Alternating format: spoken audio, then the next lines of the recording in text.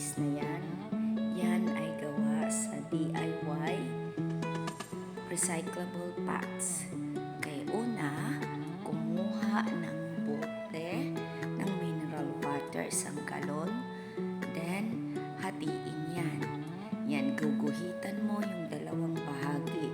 Ang taas at saka ang baba. Pagkatapos mong guhitan yan, ipoporma mo siya yan. Nilagyan mo ng design. Pero pwedeng hindi gawin ng design kapag sa ilalim na bahagi. Yan ay sa ibabaw na bahagi na ilalagay. Pagkatapos, ganun din ang ilalim. Lagyan mo na ng disenyo. Ganun din ang ilalim yan. Lalagyan mo din ng disenyo para magmukha siyang bulaklak.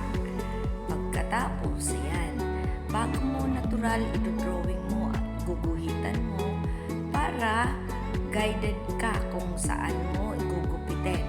Kailangan sa paggupit, gumamit ng matalas na gunting kasi mahirap kapag cutter. Ang gunting ay maganda.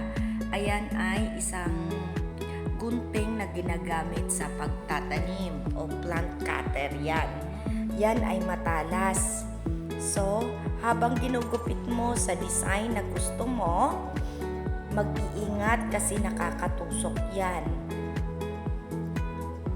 Pwede kang magpatulong sa nakakatanda o sa inyong magulang sa paggupit mo ng iyong project o proyekto. Yan ay yung bahagi na mataas. Ayan. So, ayan na ang itsura niyan. Then, after that one, tatanggalin mo na ngayon yung hawakan dahil hindi natin yan kailangan. So, napakahirap niya. Ginagamitan ko pa siya ng cutter para matanggal ko siya. Pero, pwede mong sunugin para madaling o ang torch o ang tawag doon ay soldering tool ay pwedeng magamit para madaling maputol yan. Then, pagkatapos, ayan na ang itsura niya. Napakahirap nga niyan. Pagkatapos ng matinding bakbakan sa pagputol, ayan, nakuha ko na. Ayan ang bahagi kung saan lalagyan mo ng papatungan mo siya. Sa ilalim mo ilalagay yung may bunganga ng pots, ang may bunganga ng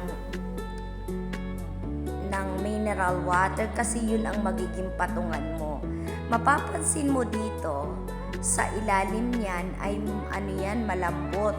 Kung meron ka ng lupa, lalong babagsak. Kaya pwede mong lagyan ng design, pwede mong hindi. Pero kung mas maganda, maghanap ka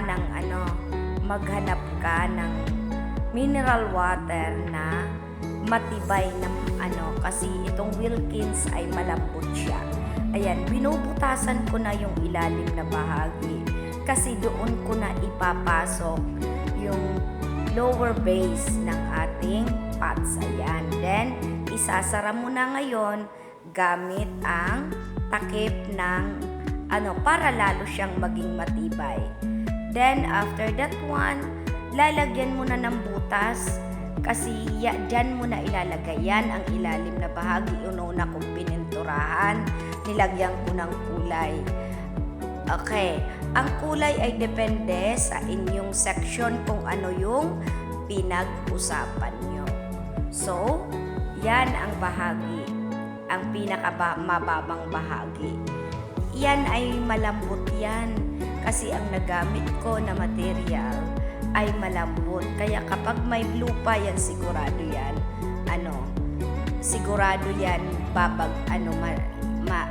hindi siya matibay. Kaya pwede mong tanggalin yung design para maging matibay o gawan mo ng paraan para tumayo. Para sa paglagay ng ating vegetable plant. Yan. So, ito na ngayon ang finished product niya. Dahil ang ginamit kong pintura ay ibang klase, ganyan yan. Hindi ko alam kung pang ano yan, pero Yan ang maganda siya. Makikita mo yung finished product.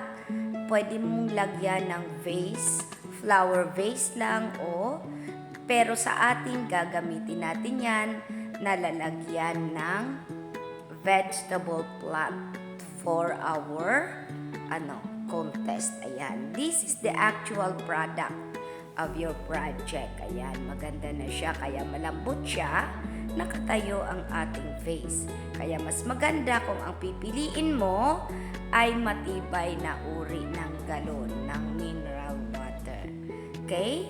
So, yan. Nagustuhan mo ba ang ating Nagustuhan mo ba ang aking turo?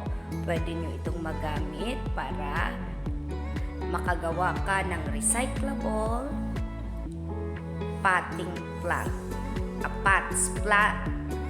Recyclable planting pots. Okay, this is the actual picture of our